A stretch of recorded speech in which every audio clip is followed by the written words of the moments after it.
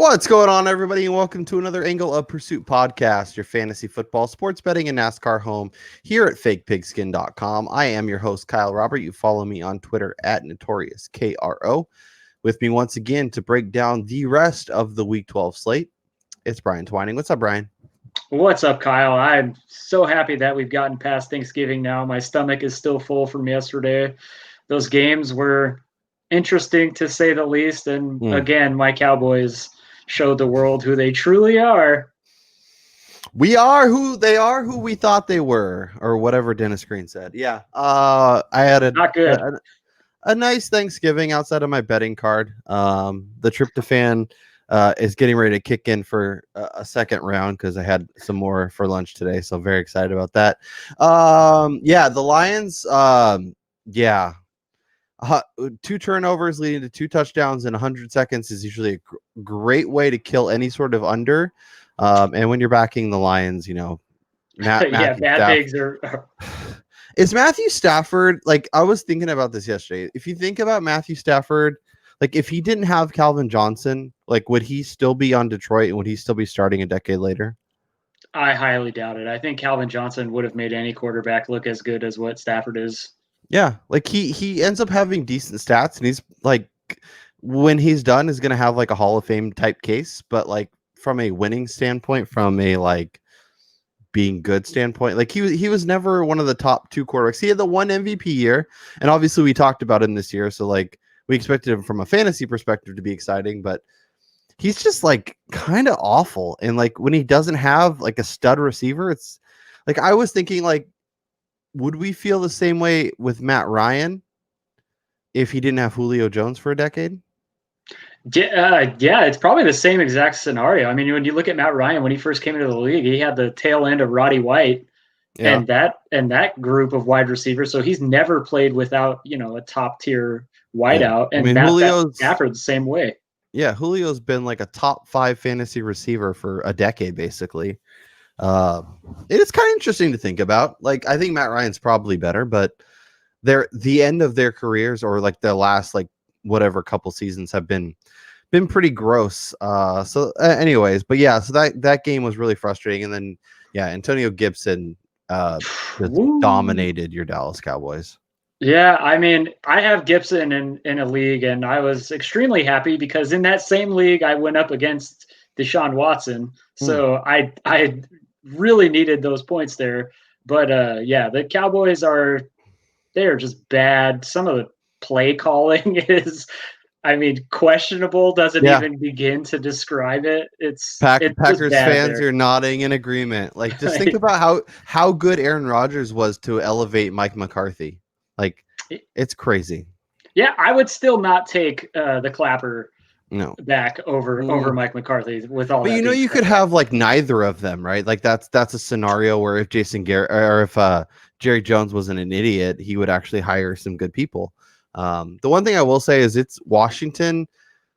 They have some pieces that, if they do the right things over the next couple of years, could be in a really nice spot with Chase Young on the defense, with Terry McLaurin, with Antonio Gibson. They're putting some stuff together where if they keep doing this right and be patient and put the right pieces in there and then eventually get that quarterback, they could be really good. But Brian, we're here to talk the rest of the Week 12 slate. Obviously, we broke down the 3. So there was 3 at the time. Now the Steelers Ravens has been moved, and now there's more COVID again, so if that game ends up getting canceled, I would shock. I think they could move it another week or find a way to play it later or something. I don't know, but I whiffed big time on my Thursday games. You did better than I did. You were on the under with me. That did not go well. No. But you did have the Texans 2.5 because you're smart. You had Washington plus the 3 because you're smart. And you had the over because, you're smart, and I'm not. So. And then we can adjust our Ravens and Steelers bets if we want. Or if you just act like you're a bookmaker, you can just cancel the bet altogether on people who got a good number just to suit your needs of, evening out the money. Yeah, that's why if you're a book, Brian, you wait till the market settles and then you post your numbers so people can't take advantage of your poor bookmaking skills. No saltiness, no bitter over here. Nope, not at Um, all.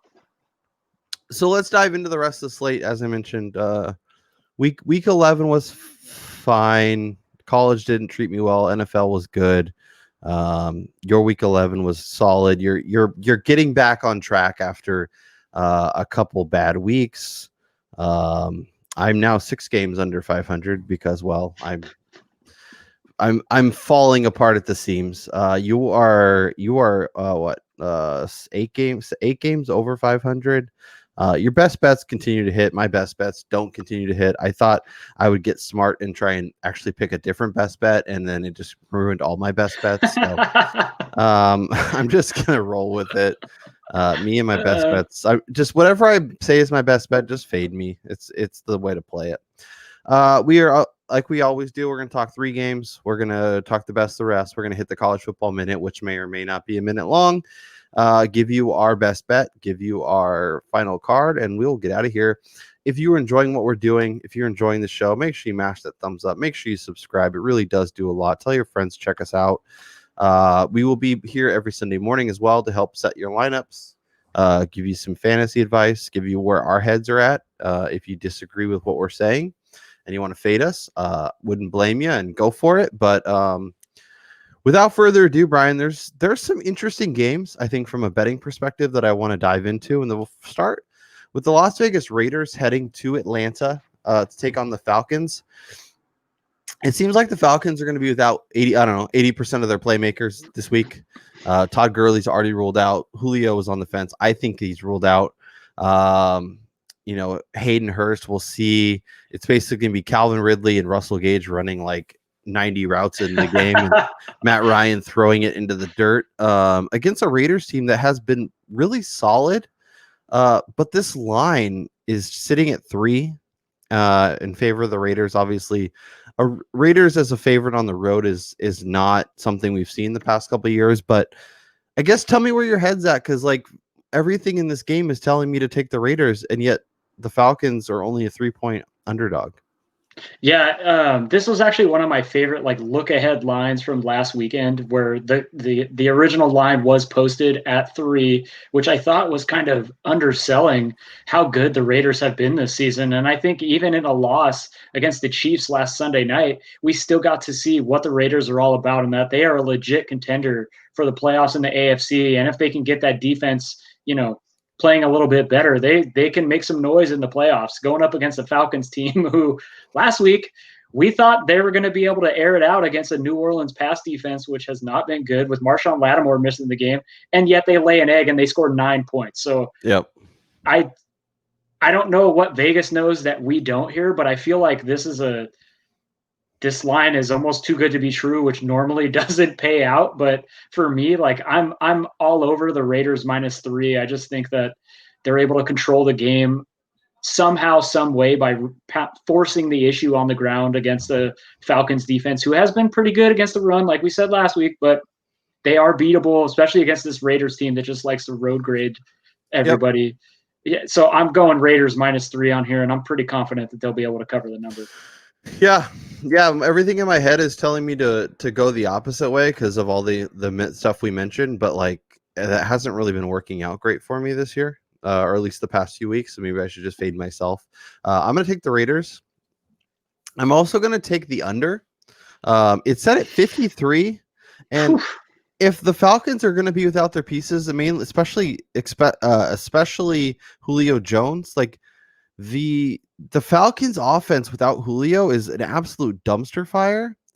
I think people just love betting the Falcons, and I think that's why the number is staying where it was. But I think this is a game where the Raiders control both sides of the ball. I think Matt Ryan continues to struggle. And yeah, this line opened at 56, is now down to 53.5. I'm backing the Raiders. I'm backing the under, and I'm excited about it. Yeah, I can definitely see this game hitting the under. I will say though that in only one game this year that the Raiders have played has the total not reached 49 or more. no, 40, yeah, 49 is their lowest total, minus the game in Cleveland where it was extremely high winds. So I think that's probably why the total is Yeah. set where it is. Yeah. But if the game is controlled by the Raiders the way that they want to play football, you're going to see them have about 35 to 38 minutes of time of possession. You're going to have a lot of long drives on their hand, limiting Atlanta's ability to get the ball down the field. I just think that taking the under all the way down into, hopefully you get it before it gets below like 52, which is kind of one of those like, fence numbers, I think is a good bet. Yeah, and this may be a game where the Raiders just kick the crap out of them, and it's 42-14, and I look like an idiot. But I feel like that's the right side to be on. Anything else before we head to Tampa Bay and talk about those Buccaneers? I think we're simpatico on this game, which is Raiders -3 is my favorite in this. Bad news for you. Let's head to Tampa Bay and talk about those Buccaneers who welcome the Kansas City Chiefs this week. What's your initial read on this one? Because we were on a low-scoring gross game with the Rams and Tampa, and that definitely was not the way the game played out. Although, I mean, I guess it kind of was. Like Cooper Kupp and Robert Woods ended up having a better game than we expected, but for the most part, it wasn't like a barn burner by any means. Now Tampa returns home. They welcome Kansas City. The defense has been Tampa's defense has been really good against the run, but slowing down Clyde Edwards-Helaire and Le'Veon Bell isn't exactly the recipe to beating the Chiefs. So, where are you at with this game? This is another interesting matchup. This is a game that I'm probably going the opposite end, and I'm going to be taking the over. We're currently set at 56 right now, as both of these teams' weaknesses are kind of through the air, and I think both of them are going to attack down the field against each other. With Tampa Bay being uber aggressive and liking to bring the heat, that is not going to bode well against the Kansas City team where Patrick Mahomes can just air it out to the Cheetah on the outside or Travis Kelce in the middle of the field. I don't think you're going to see either one of these teams really, utilize their ground game very, very often. I think you're going to see Kansas City go back to their previous 3 games prior to last week where it was single-digit rushes by their running backs and just like 40 to 45 attempts by Patrick Mahomes, which lends to a high-scoring affair. I will say 71% of the bets and 91% of the money on the over. So a lot of people are going to be riding that, but I don't necessarily think it's wrong. The thing that I think is kind of interesting is right now the bet split between Bucs and Chiefs is 55-45 in favor of Kansas City. So pretty close. But if you look at from the money perspective, it's 81% for the Chiefs and 19% for Tampa, which I think is kind of interesting. Because that's the way I would lean. I think the Chiefs kick the crap out of Tampa Bay here. I think Tampa is a good team, and at times have looked really good, but at other times, Brady's just looked kind of bad. And if the Chiefs can get any pressure on him, things seem to not go very well. I am curious to see if Ronald Jones can reestablish himself in this one, or even Leonard Fournette. If they can get some sort of balance, but. The passing attacks of both teams, I think, will definitely help lead to the over. So as much as I hate it, I kind of like favorite and over, which is, no, I don't like that. Yeah, it's interesting you say that because I was kind of thinking the same thing. I feel like this Tampa Bay team, they had that stretch where they were kind of showing the glamour that we expected out of this offense with having so many pieces, but it's kind of reverting back to our preseason thoughts on how this team would have its struggles, implementing a new quarterback in a Bruce Arians type system where they just push the ball. He just wants you to throw it deep. There's not a lot of efficient throws built into this offense going up against a Chiefs team that, they are probably, if not the best, one of the 2 or 3 best teams in the NFL. And with Andy Reid over there, I just going up against the Todd Bowles, super aggressive defense, they're going to devise something to beat that early and often. And I'm on the Chiefs minus the number as well on this. Tight end screens, Tyreek Hill end arounds, double reverses, all kinds of stuff. I do think it's funny that Brady has Mike Evans and Chris Godwin, and he's just throwing constant 3-yard ins to Antonio Brown, 8 catches for 18 yards. Is it's his line. It's almost like he wants to prove he was right for bringing him to New England and show Bill Uh, Belichick up. It's like, dude, you have two elite premier, like you have two of the maybe 10 or 15 best receivers, and you just like refuse to throw to them. I don't know. This team is baffling. And maybe it's just because Brady's arm is just not where it needs to be anymore. But yeah, I'm with you. I'm riding with Kansas City in this spot for sure. The last of our big three, the Los Angeles Chargers are heading to Buffalo to take on the Bills. Um, for me for this game, I'm just taking wherever I get points. And right now it's depending on where you look, it's anywhere from like 6 to 5, 5.5. Give me the Chargers at plus whatever. Like I don't know. I don't think they win this game, but I think they're good enough to either get a big lead and then blow it, or be way behind, and then make a comeback in the fourth quarter and make this game look a hell of a lot closer than it ever was. Yeah, I think that's. I liked Buffalo early on when the line was hovering around 4, just because I think that's a good number. A touchdown and a field goal kind of situation there. But anywhere around 5, where it's kind of sitting. If you look at the Chargers, they only have one game where they lost that was by more than 5 points, and that was to Miami a couple weeks ago when that defense was able to completely shut down that passing offense. And Buffalo's pass defense, even with Tre'Davious White healthy, is not anywhere near the level that Miami is, as they create zero pressure on the quarterback. But the side that I'm really hitting on in this game, even with wind, even with John Brown being out, is the over in this, as both of these teams are averaging close to 30 points a game. Both of these teams are averaging close to giving up around 30 points a game. You're going to see both of them try to push the tempo in this. You're going to see both of them not be able to create turnovers against the opposing quarterback. Casey Hayward is out for the Chargers, leaving Stephon Diggs out there to just absolutely crush the opponents. Chris Keenan Harris Allen should Jr. have another has day. Yeah, Chris Harris Jr. has been activated, which is helpful. I think Melvin you're going to Gordon. see, yeah, I think you're going to see Chris Harris Jr. out there on Cole Beasley, and we could Mm. see another good game out of Gabriel Davis opposite of Stephon Diggs. Yep. And as you mentioned, Tre'Davious White is back, but he does not play the slot, which means a lot of Keenan Allen in the slot, which means a lot of completions, a lot of first downs. And there's the outside shot that Austin Eckler makes his return here. So we'll have to keep an eye on that as well. But yeah, I think both these teams are compelling and fun and should be, good teams for a long time. But I don't think Buffalo is markedly better on any side of the ball that they should blow them out. So I'm gonna soak up those points with Los Angeles and expect a field goal game either way. Yeah, definitely. I'll probably avoid the points on this one and just hammer the over right I now at like it. 52.5. I like it. Let me figure this out, because we will dive into our best of the rest segment, where kind of just run through the rest of the games and see kind of what stands out to us. And we'll do so. Brian, we obviously talked on those 3 huge games. From a betting perspective, what game jumps out to you of the ones we haven't discussed yet? Well, I don't know.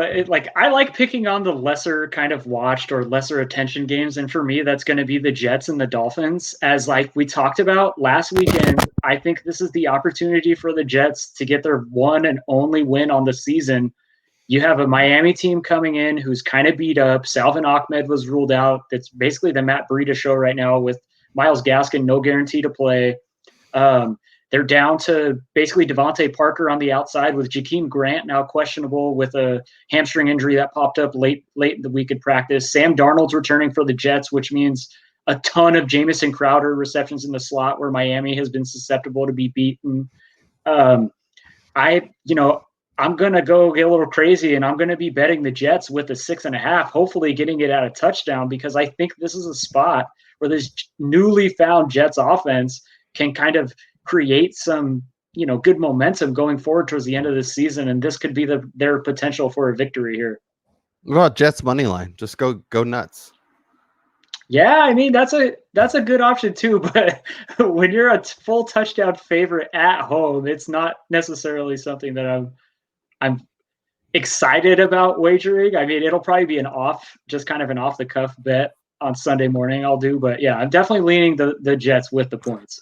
You can get like plus 240, plus 250 on the Jets to win this game at home versus that Miami team. You think Tua plays?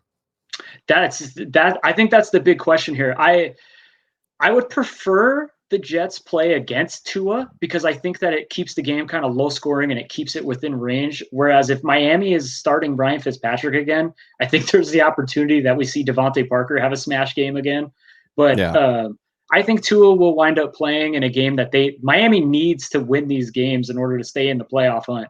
And I think he'll start. And as long as they're winning or they're not getting crushed, I think you will see him play the majority of the game.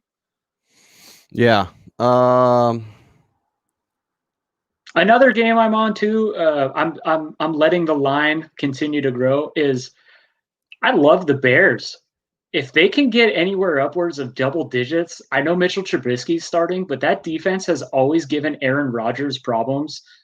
They've played tight contests a lot. Aaron Rodgers owns them in the win-loss column, but if I'm getting double digits with a defense as good as Chicago, I'll be all over that.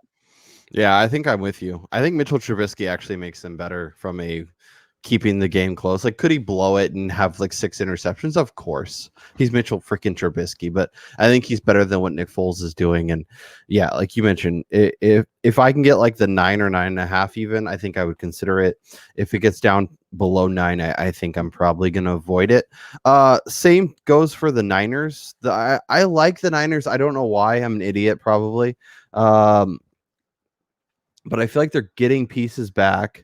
I feel like they're trending, like they're coming off the bye. Hopefully, things have kind of gotten better. Raheem Mostert might play here, and they're facing the Rams team that just had a slugfest with Tampa Bay. Now, obviously, the Rams are at home, but if I can get a full touchdown with the Niners, which I think I will by the time kickoff happens, I think I'll be there. At 6.5, I'm probably going to stay away. Yeah, I like the under in that game with both teams Mm-hmm. being very run heavy and San Francisco kind of knowing what LA likes to do in terms of their Yep. offensive style. I like the under in that game. Yeah, this is when the Niners were looking like trash, and then at home on Monday night, I believe, ended up getting that cover. Another game that really is just interesting from a number standpoint is Arizona heading to New England as a 1.5 point underdog or favorite rather. Kyler is going to play, isn't on the final injury report, should be fine. Like I don't know what to do with New England because like part of me is like they're trash, but then they'll pop up and have these random games where they look all right. And, at home against, like, I like Arizona, but I don't know that I love Arizona. Where's your head at with this one? So I'm probably leaning of avoiding this game in terms of like if I'm making any sort of parlays or anything, but I think I will be placing a small change wager on Patriots money line in this game. I think that there's a possibility of Bill Belichick being able to devise a very physical style of defense where they're not allowing Patriots wide receivers to get off the ball, which would then force Kyler Murray to have to go through his progressions. He's going to be without his safety valve and Larry Fitzgerald this week, which people may scoff at that, but he's an integral part of the offense, being that safe check down option there, and Yeah. with Stephon Gilmore returning, he's not the Stephon Gilmore of old, but he's still going to be out there guarding DeAndre Hopkins. And it's looking like we're going to get a slush this Sunday in the game. So it's going to be crappy weather in Foxborough with some double-digit winds, which is never good for a finesse style of offenses over the years there. So I think there's the possibility New England steals this game. Well, and they're coming off back-to-back games facing mobile quarterbacks. So they faced Lamar, then they faced Deshaun. Now they're facing Kyler. So they're going to be comfortable with a guy who's moving around, adjusting their defense to kind of face some of that stuff. Maybe Arizona can get some stuff on tape and actually have some ideas of ways to kind of break out what they've done the past 2 weeks. But like you, I don't know if I'll get to this game on my card, but I think if I were on it, I think New England would be the side I would jump on. What do we feel about Carolina plus the 3.5 heading to Minnesota? obviously the Vikings came off that game against your Cowboys where the Cowboys rose up and beat them, which is wild. Adam Thielen's probably not going to play here. Carol, like Vikings secondary is bad, so the return of Teddy could be a really good thing, but Dalvin Cook could cover this number by himself. So it's like I don't know what to do with it. I was in love with this line with Minnesota laying the points last weekend. That was until Adam Thielen got ruled out. And I don't care how good Justin Jefferson has been. I mean, he's been an absolute stud for the Vikings, but Adam Thielen is what makes that passing offense go. And minus him, I think they might have some issues throwing the ball, especially if Dante Jackson for Carolina is able to suit up this week. He'll be there one-on-one against Justin Jefferson. And then the only other options are going to be Chad Beebe and Olabisi Johnson on the outside. And then Irv Smith has already been ruled out, leaving just Kyle Rudolph out there. And I don't think the red-nosed reindeer is going to lead them to any sort of scoring opportunities. It's almost Christmas time. He might be taking them through the fog into the end zone. So if you can get a field goal or above with Carolina, getting Teddy Bridgewater back, he's got to have all his pieces on the outside. Carolina was one of the most dangerous teams with him back there playing quarterback. So yeah, if you can get the 3 or above, I'm going Carolina in this as well. Yeah. I think 3.5. I'm very much into it. I think if it's 3 or less, I might be a little worried about it. But like I said, Dalvin Cook's either going to run for 200 yards and 4 touchdowns, or this game's going to be really close and Carolina's going to cover it. I'm going to take the cover town. Let's talk Jacksonville and Cleveland. Jacksonville's ruling out half their offense. I really want to back Cleveland here, but they're a full touchdown favorite on the road. I have a little concern just because Cleveland's been in some games where they probably should have won by more, and because of Nick Chubb stepping out at the 1-yard line, or because of weather, or because of something, they've won by a little bit less and not quite covered. But I think you're all over Cleveland here, so talk me into it. Yeah, this was the first number that jumped out to me, and I'm glad I got it below the 7 mark, because once you reach that touchdown number, it's really difficult to kind of eclipse that, because you're hoping for a missed extra point, or it's basically a double-digit win you're hoping for. That being said, Jacksonville's down to Mike Glennon, who hasn't started a game in 3 years, I think, or something. No DJ Chark, no Mike Conley. Cleveland or Chris Conley. Oh yeah, sorry, Chris Conley. No, Mike Conley, their point guard, is also out. Cleveland's going to be without Denzel Ward and Myles Garrett, but they're not going to be needed in this matchup, as Jacksonville's pass offense is going to be absolutely trash this week.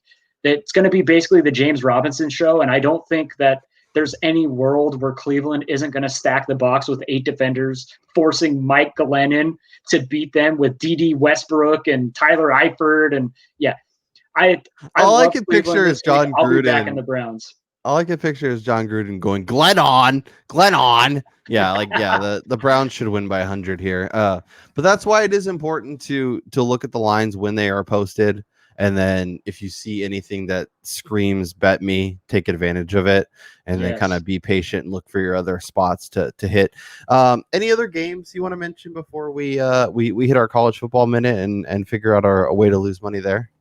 Well, I think it's interesting that on the Monday night game, you have Seattle going into Philadelphia, who has disappointed this year, as a 5-point favorite against an offense that likes to throw the ball, when Seattle is still the worst pass defense in the NFL.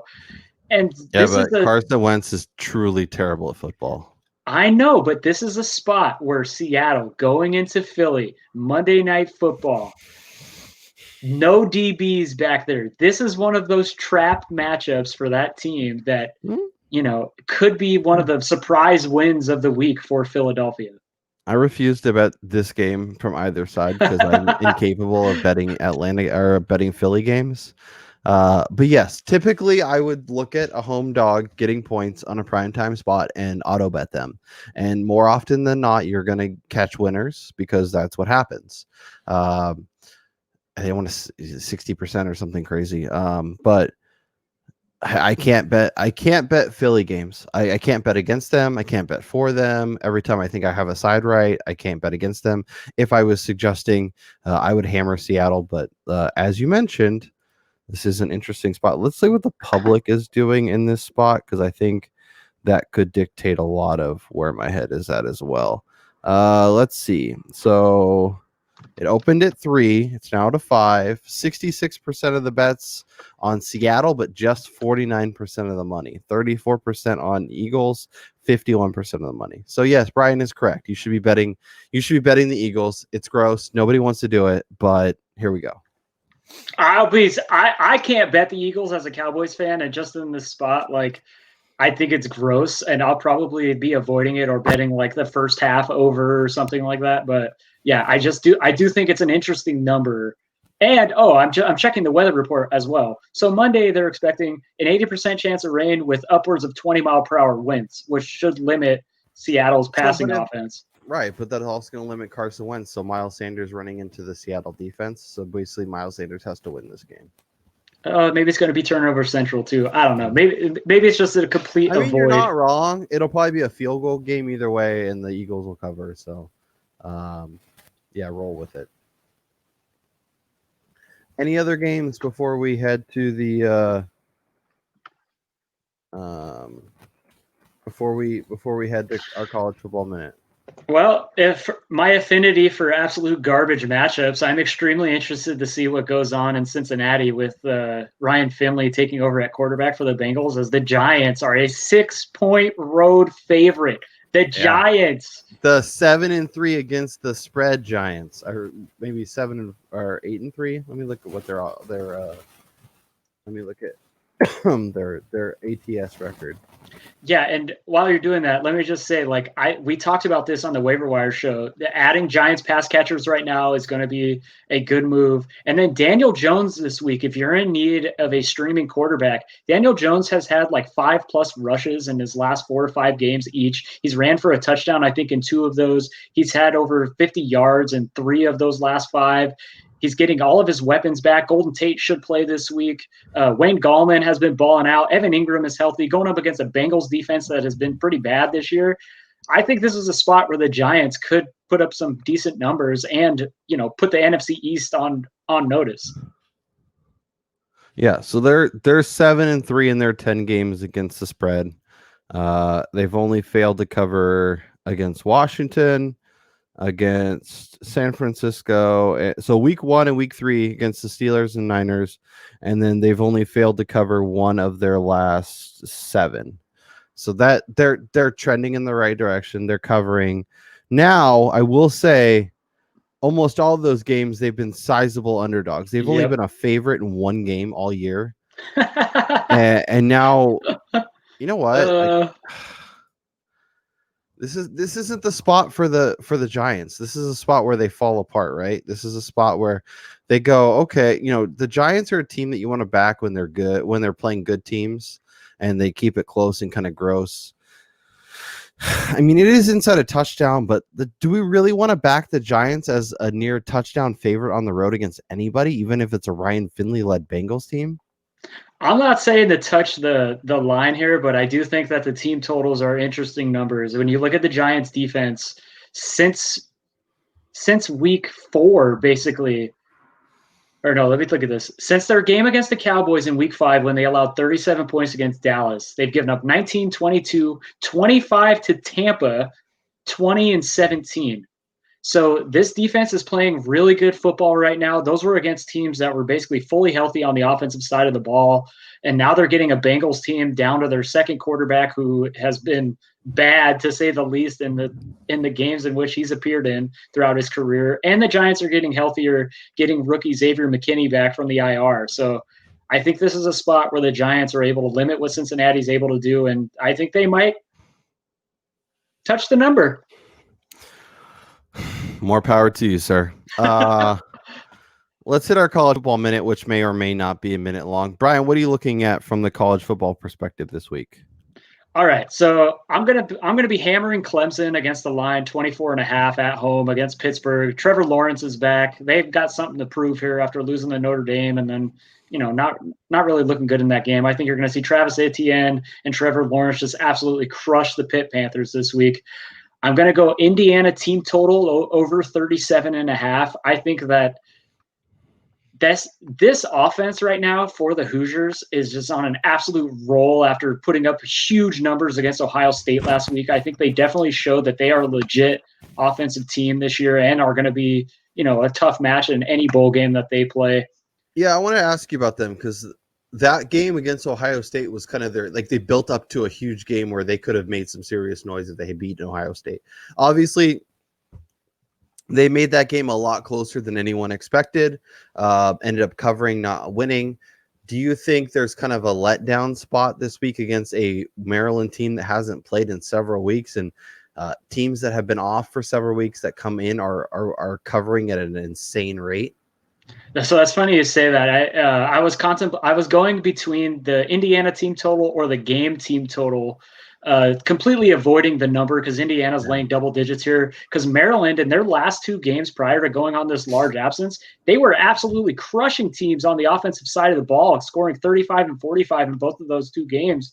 With the other Tagovailoa just absolutely, balling out, having 6 touchdowns and 1 interception. I like the game total in this, but I like Indiana's team total for sure, as Maryland, has given up a ton of points in their games that they have won. And in week 1, I think they lost something like 45-0. Yeah. I like the idea of betting each team's team total and then betting the game over and just expecting a crap ton of points.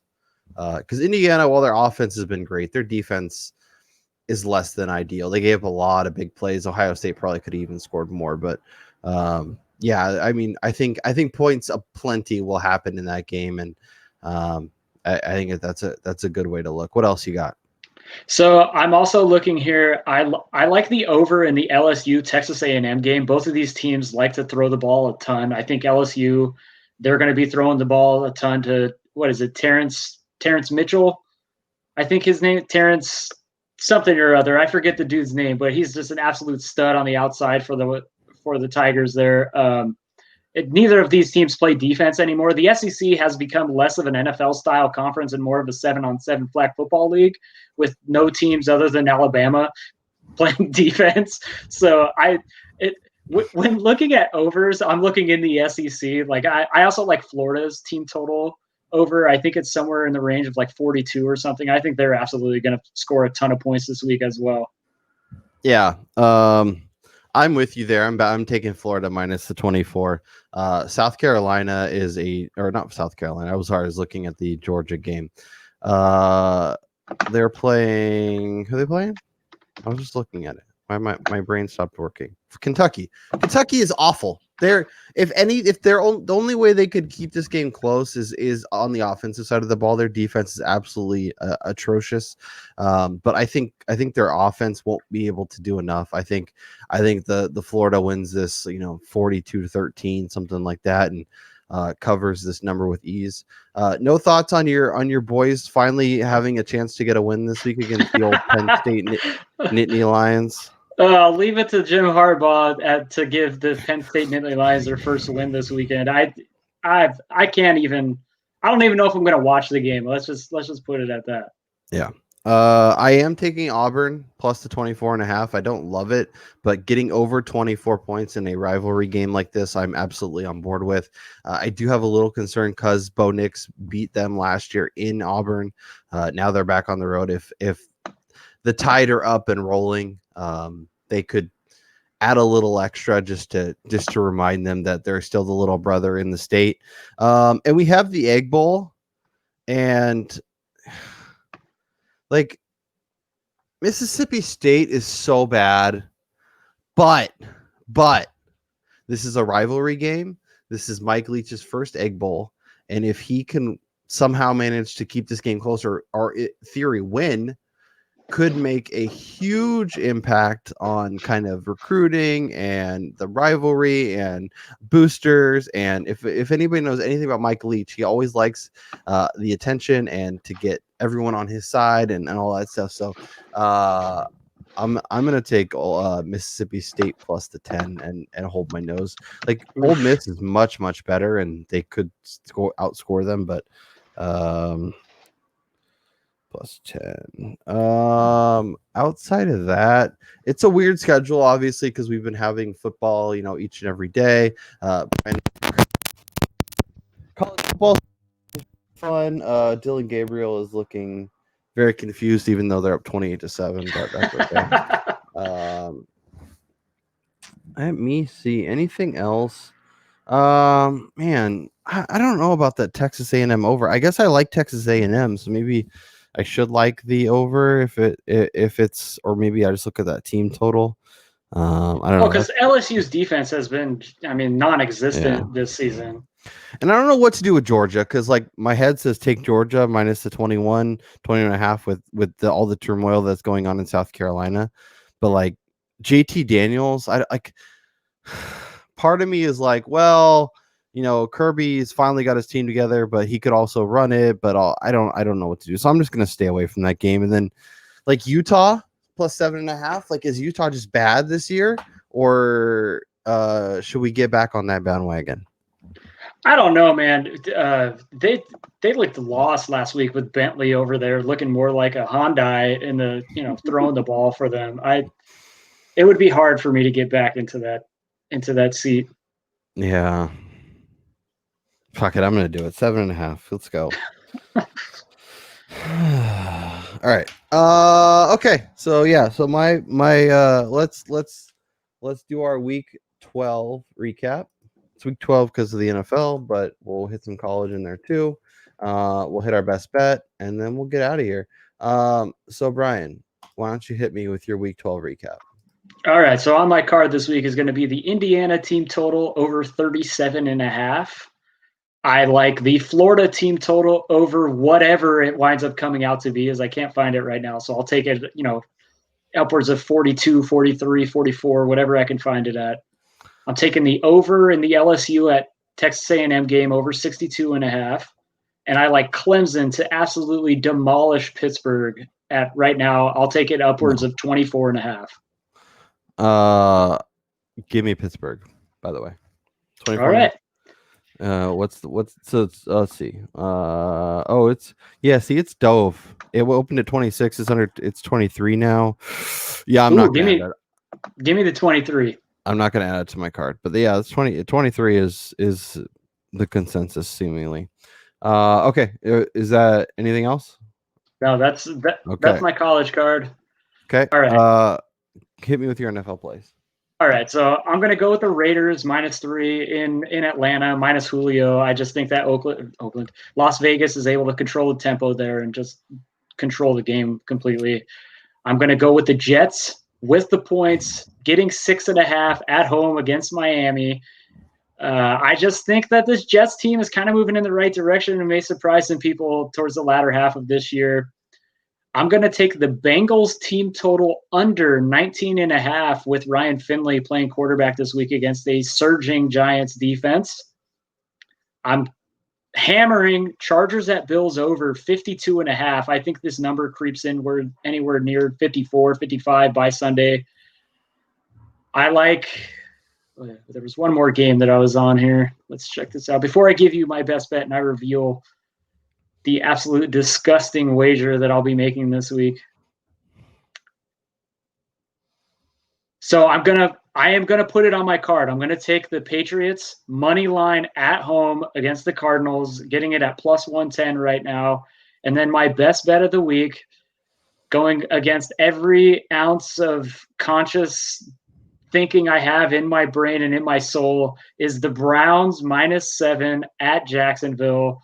I think they win this game 17-0, 17-3. I think that Nick Chubb and Kareem Hunt both have huge, monstrous days. They both find the end zone, possibly multiple times, both of these guys. I like the Browns to just absolutely demolish Jacksonville in Florida. Best of luck to you, sir. Best of luck to you, sir. My week 12 recap looks like this. I am taking Florida, the Gators -24. I'm taking Auburn +24.5. Staying in the SEC with Mississippi State +10. And I added Utah +7.5. We'll see what this goes. I feel like they're a better team than we expected. I took the Raiders -3. I took the Falcons and Raiders under 53.5. I'm going Chargers +4.5. I'm going Eagles +5. I'm taking the Browns Jags under at 49.5. And for my best bet, I'm riding the Patrick Mahomes led Kansas City Chiefs into Tampa Bay -3. Ooh. All right, that will do it for us this week. We will be back Sunday morning to help, hopefully helps you get your lineup set. But for Brian Twining, I'm Kyle Robert, and we'll talk to y'all next time.